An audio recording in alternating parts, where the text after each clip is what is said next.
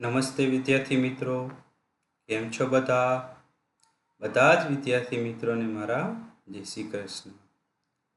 આપણે આ વિડીયોની અંદર ધંધાની અંદર રહેલા જોખમો વિશે અભ્યાસ કરીશું। આપણે અગાઉ ધંધાના હેતુ વિશે અભ્યાસ કર્યો હતો। હવે આપણે આ વિડીયોની અંદર ધંધાકીય જોખમો વિશે અભ્યાસ કરીશું। ભાઈ, ધંધાનો હેતુ નફો કમાવાનો હોય છે। ધંધાની અંદર નફો પણ થાય છે। આ નફા સાથે સાથે જે ધંધાની અંદર જે આપણે મૂડીરોકાણ કરતા હોય છે, ધંધાની અંદર ઘણીવાર નફો પણ ન થાય, તો આના કારણે ઘણા બધા ધંધાની અંદર જોખમો રહેલા હોય છે। જોખમોને આધીન આપણે નફો કમાતા હોય છે, બરોબર। જોખમો આપણે ખેડવા પડે છે। ઘણીવાર આપણે 5 કરોડ 10 કરોડ રૂપિયા ધંધાની અંદર રોકાણ કર્યું હોય અને જો આપણને નફો ન થાય, નુકસાન થાય, તો આપણે આ જેટલા નાણાંનું રોકાણ કર્યું હોય છે એની સામે આપણે જોખમ ઉઠાવવું પડે છે। તો આમ ધંધો કરવાથી આપણને નફા સ્વરૂપે ફાયદો પણ થાય છે, પણ ઘણા બધા એમાં જોખમો રહેલા છે। તો આજે આપણે ધંધાની અંદર રહેલા જોખમો વિશે અભ્યાસ કરીશું। તો ધંધાકીય જોખમો, ધંધામાં નફાની અનિશ્ચિતતા અથવા નુકસાન થવાનું જોખમ રહેલું છે। કે ધંધામાં નફાની અનિશ્ચિતતા એટલે કે ધંધાની અંદર નફો થશે એ નક્કી નથી કે થાય અને ન પણ થાય, એ આપણે કહી શકીએ નહીં। ધંધાની અંદર નફો થાય અને ખોટ પણ થાય, એટલે નિશ્ચિત કહી શકીએ નહીં કે ધંધાની અંદર નફો જ થશે। તો આમ નફો ન થાય અને નુકસાન થાય તો નુકસાન થવાનું જોખમ એમાં રહેલું છે, એટલે નુકસાનનું જોખમ આપણે ઉઠાવવું પડે છે। ભવિષ્યની અનિશ્ચિતતા બનાવો નફાને અસર કરે છે।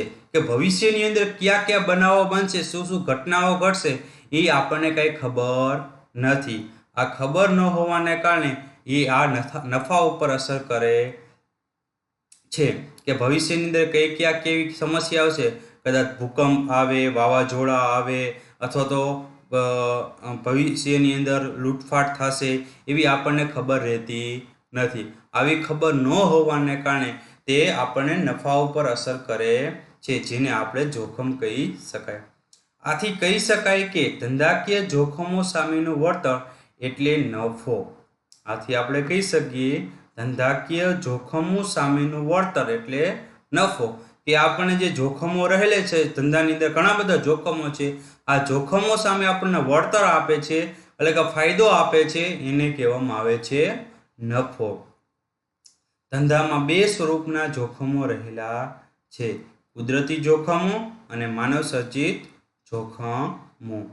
તો એમાંથી આપણે સૌપ્રથમ કુદરતી જોખમો વિશે અભ્યાસ કરશી।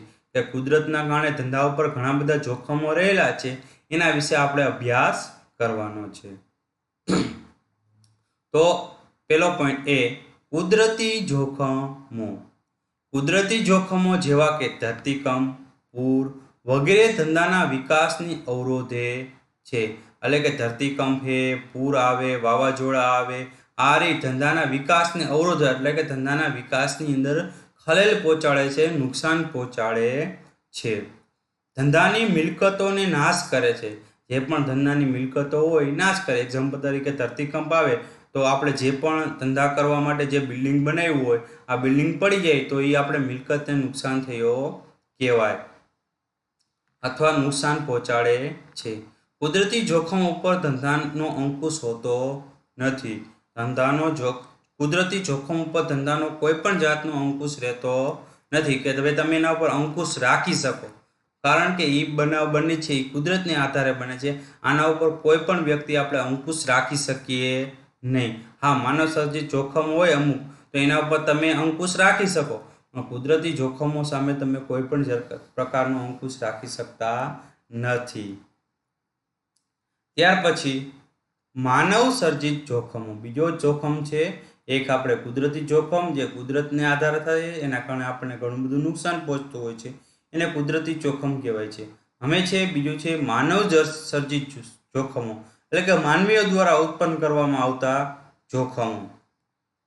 માનવ સર્જિત જોખમોને કારણે ધંધાનો વિકાસ અટકે છે। માનવ સર્જિત એટલે કે માનવી દ્વારા જે જોખમ ઊભા કરવામાં આવે છે, આના કારણે જે ધંધાનો વિકાસ થતો હોય કે ધંધાની અંદર જે પ્રગતિ થતી હોય, ધંધાની અંદર વારંવાર નફો થતો હોય છે, આ જે નફો રહ્યો આપણો અટકાવે છે, એટલે કે વિકાસ આપણો અટકાવે છે. અને ધંધો એ નુકસાન સહન કરવું પડે છે. ધંધાએ નુકસાન સહન કરવું પડે છે, એટલે કે ધંધાને ખોટ જાય છે. ખોટ એટલે કે નુકસાન જાય છે, આ એને પોતે સહન કરવું પડે છે. જેમ કે કર્મચારીઓની હડતાળ, કર્મચારી હડતાળ ઉપર ઉતરે તો આપણે કોઈ પણ જાતનું વસ્તુનું ઉત્પાદન ન કરી શકીએ, અને વસ્તુનું ઉત્પાદન ન થાય તો એના કારણે આપણે વસ્તુનું વેચાણ થઈ શકવાનું નથી, અને એના કારણે વેચાણ નહીં થાય તો નફો નહીં થાય, એના કારણે ધંધાની અંદર ખોટ જશે. આમ કર્મચારી હડતાળ, ટેકનોલોજીમાં પરિવર્તન, ગ્રાહકોની રુચિ, માંગમાં ફેરફાર, રાજકીય અસ્થિરતા, બજારમાં હરીફોનું જોખમ, આવા ઘણા બધા જોખમો હોય છે જે માનવ સર્જિત જોખમો, જે માનવી દ્વારા ઊભા કરવામાં આવે છે. ટેકનોલોજી પરિવર્તન, તો કે નવી ટેકનોલોજી લાવવાની, તો નવી ટેકનોલોજી લાવ્યા કોણ? તો કે માનવી જ લાવ્યા.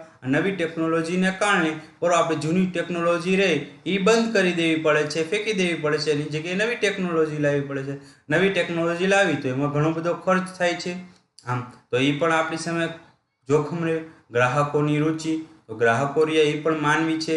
ગ્રાહકોની વારંવાર રુચિ બદલતી હોય, એની ફેશનમાં બદલાવ આવતો હોય, મનની લાક્ષણિકતાને કારણે વારંવાર પોતાની રુચિ બદલતી જતી હોય, ફેરફાર થતા હોય છે, આના કારણે માંગમાં ફેરફાર થાય. રાજકીય અસ્થિરતા, બરોબર, જે રાજકારણ હોય એમાં સ્થિરતા ન જ આવે. જેમ જેમ નવી રાજકીય નીતિ આવતી જાય એમ એમ ધંધાને જે નિયમો રહ્યા એ બદલતા જતા હોય છે. આમ એના કારણે બજારમાં હરીફોનું જોખમ, કે બજારની અંદર આપણી જેવી વસ્તુઓ બીજા પણ ઘણા બધા ધંધાકીય એકમો વેચાણ કરતા હોય છે, તો એની સામે હરીફાઈની અંદર ટકી રહેવું, તો આમ હરીફાઈનું જોખમ. આમ માનવ સર્જિત ઘણા બધા જોખમો છે. હવે ધંધાકીય જોખમોના કારણ, બરાબર, ધંધાકીય જોખમ છે, હવે કુદરતી જોખમ છે, તો આ કુદરતી જોખમ, માનવ સર્જિત જોખમો, આ ધંધાકીય જોખમોના કારણ વિશે આપણે અભ્યાસ કરવાનો છે.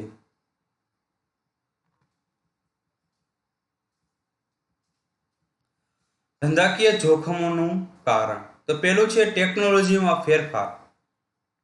તો કે ટેકનોલોજીના ફેરફારને કારણે ઘણા બધા જોખમો આવે છે. ટેકનોલોજીમાં થતી શોધખોળને કારણે ઉત્પાદન પદ્ધતિમાં ફેરફાર કરવા પડે છે. એટલે કે આપણે જૂની ટેકનોલોજીની અંદર જે વસ્તુનું ઉત્પાદન કરતા હોય, એની જગ્યાએ નવી ટેકનોલોજી આવે, નવી ટેકનોલોજીની શોધખોળ થાય, અને એની જગ્યાએ ટેકનોલોજી આપણે વિકસાવી, તો આપણે જે ઉત્પાદન જે પદ્ધતિથી ઉત્પાદન કરતા હોય એમાં આપણે ફેરફાર કરવા પડે છે.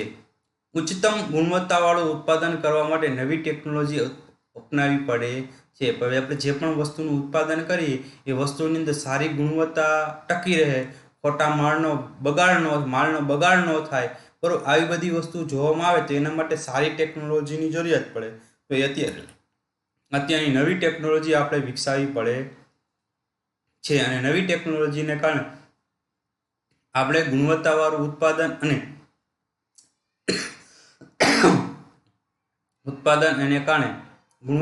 ઉત્પાદન અને ખોટો બગાડ અટકાવી શકીએ છીએ.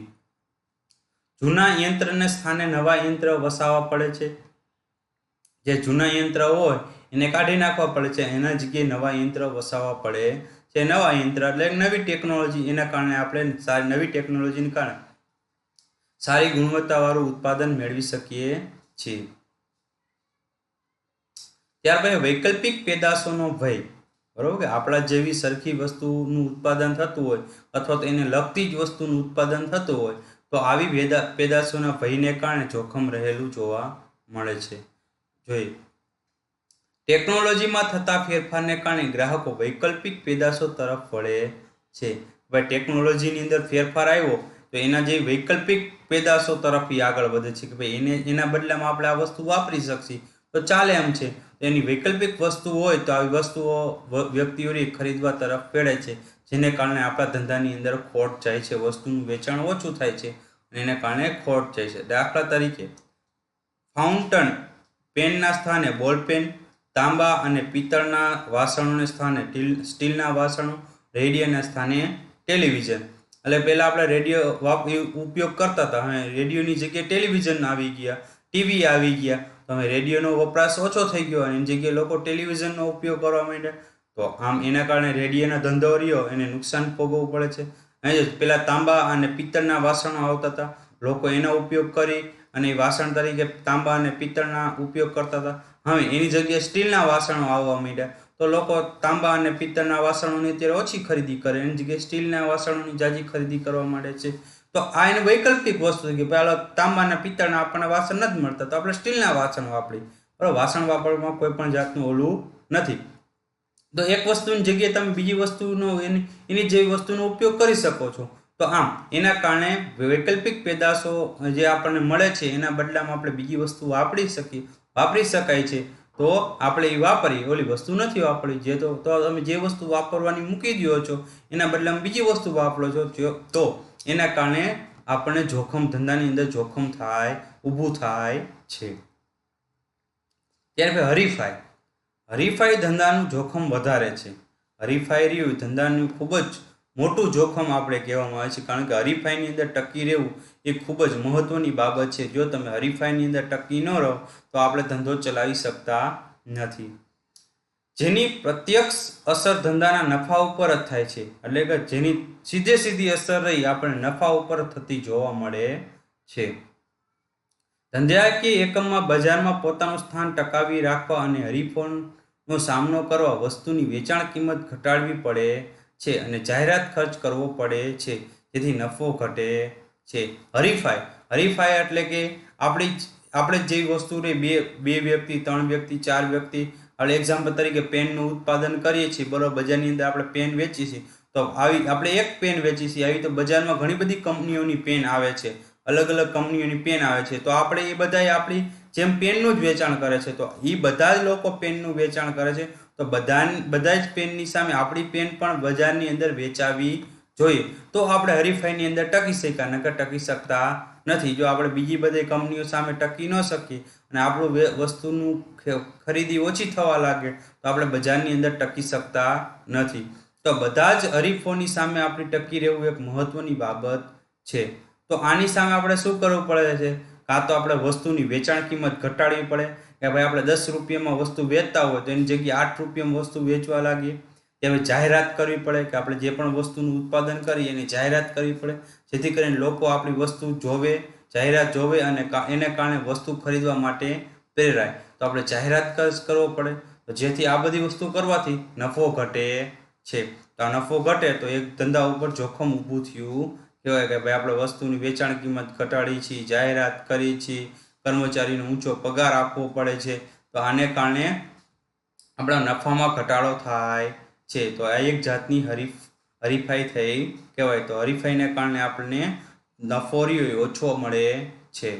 તો આ એક જાતનું જોખમ ઊભું થયું કહેવાય. ત્યાર પછી કાયદા.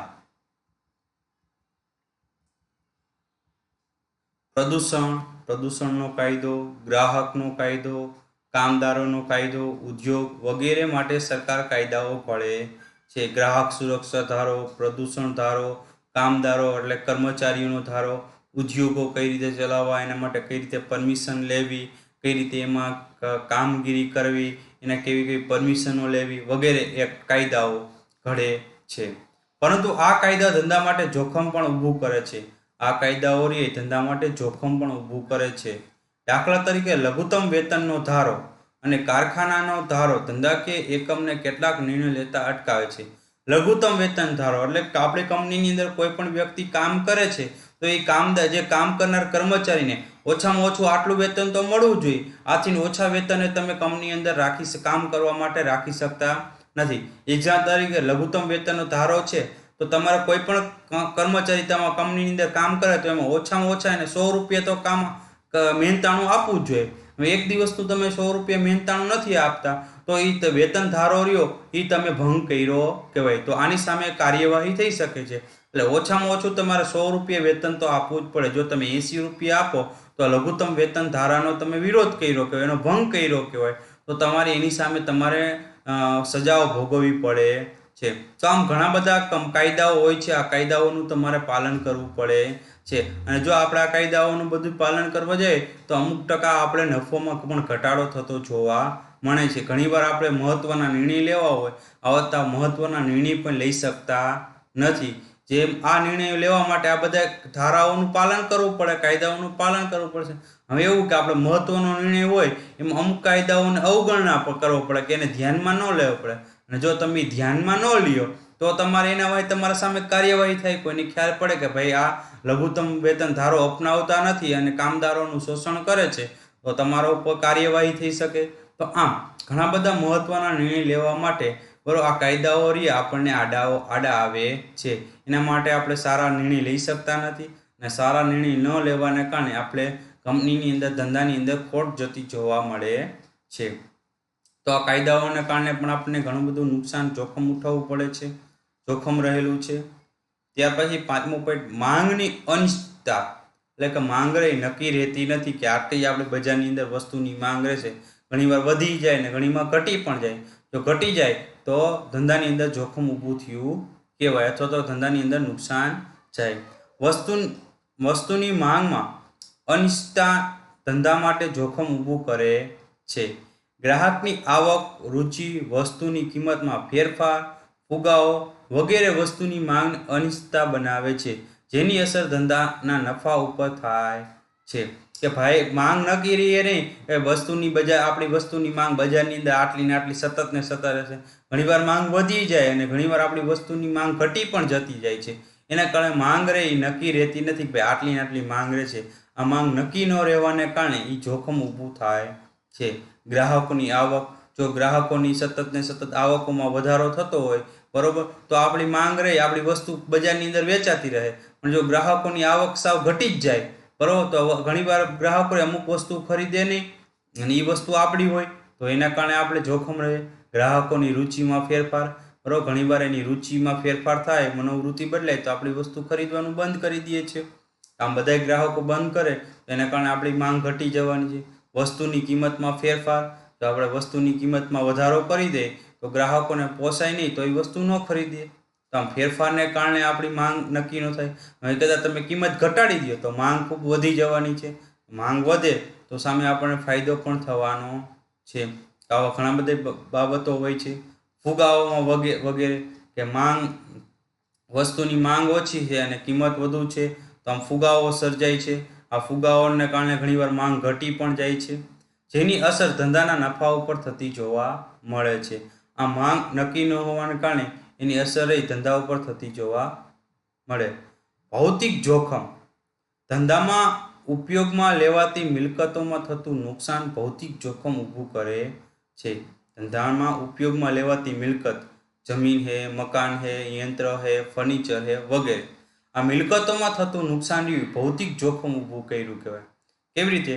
તો યંત્ર અને સાધનો કામ કરતા બંધ થઈ જાય, વહન દરમિયાન માલને નુકસાન થાય ત્યારે ભૌતિક જોખમ ઊભું થયું કહેવાય. કે આપણે કંપનીની અંદર જેટલા પણ યંત્ર રહ્યા યંત્ર સાધન સામગ્રી બંધ થઈ જાય, કામ કરતી બંધ થઈ જાય, કામ આપતું નથી, ખોટકાઈ ગયું આપણી ભાષામાં કહી તેને ભૌતિક જોખમ કહેવાય.